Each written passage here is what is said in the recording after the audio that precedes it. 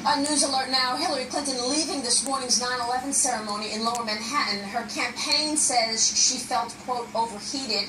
Senior correspondent Rick Leventhal is live at the World Trade Center Memorial right now with the very latest on Hillary Clinton.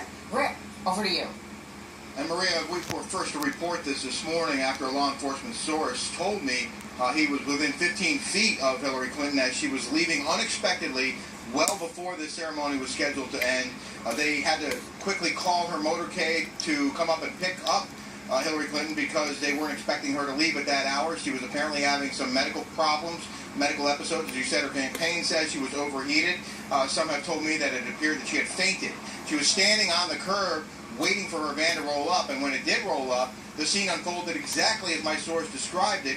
The video is on Twitter. We've now seen it. We're hoping to be able to show it to our viewers, but on the video you can see Hillary stepping off the curb and her knees appearing to buckle. The people around her grab her and help her. She stumbles again. Her protective detail surrounds the van as she is then helped into the van. My source told me that one of her shoes actually came off during that episode as she stumbled off the curb and fell, almost fell to the ground, and they lifted her and helped her into the van. And someone picked up her shoe and handed it to someone else in one of the other vehicles that was following the former First Lady as they left this area near the Memorial Plaza at Ground Zero. She went to her daughter's apartment, and a couple of hours later, she emerged from the apartment. It was, I believe, within the last hour. She waved to reporters, smiled, and said it was a beautiful day, and she was feeling just fine. Thank you. So the former senator is doing okay at this hour, but certainly this morning, Maria, here at Ground Zero, it didn't appear that way. She did have to leave well before she was scheduled to depart because of what apparently was some sort of medical episode at the scene. All right, Rick, thank you for that breaking news. We'll keep following that. Rick Leventhal there. Meanwhile, the House Oversight Committee has subpoenaed 3 technology workers and helped maintain the former who helped maintain the former Secretary of State's private email servers. They want to know why an email archive was deleted. Among those subpoenaed, Brian Pagliano, ordered to appear at a congressional hearing tentatively set for this Tuesday. Joining me right now with more on this is Robert Ray. He's the former Whitewater Independent Counsel and former federal prosecutor.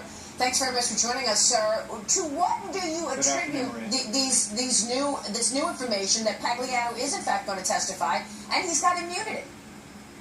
Well, Congress is concerned about a very obvious thing, and that is while there was a demand for records going on, the Clinton folks and these, including Mr. Pagliano, those responsible for the servers, were apparently wiping the servers and deleting things. And that raises a legitimate question about whether or not obstruction of justice is something that should deserve and will deserve a second look. So where do you think we are at this point in this investigation? I mean, things keep dribbling out. Her team used a hammer to destroy one of her devices, literally a hammer. She had 13 devices. Obviously, she said she was using one.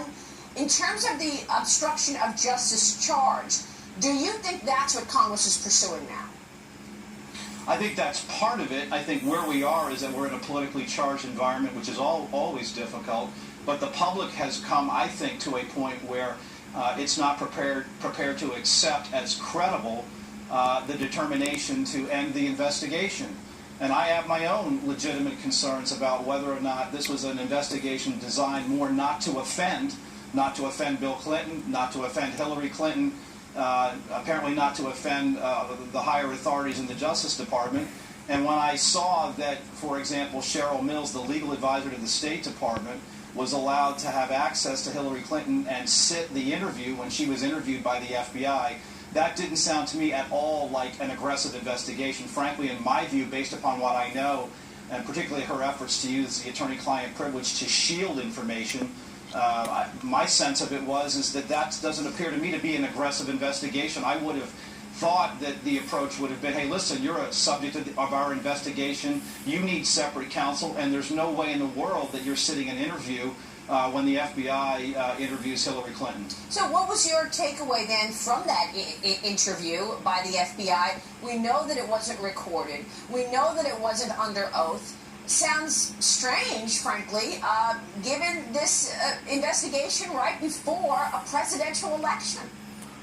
Well, look, the FBI conducts interviews typically not recorded and with the presence of sufficient staff to take notes.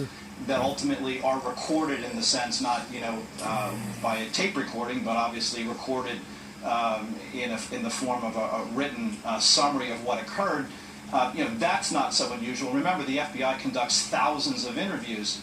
What is unusual about it, though, was the procedure that was engaged in. And again, it looked an awful lot like, let's not offend anybody. That's not an aggressive prosecutor or an aggressive investigation seriously interested in finding out what the truth is.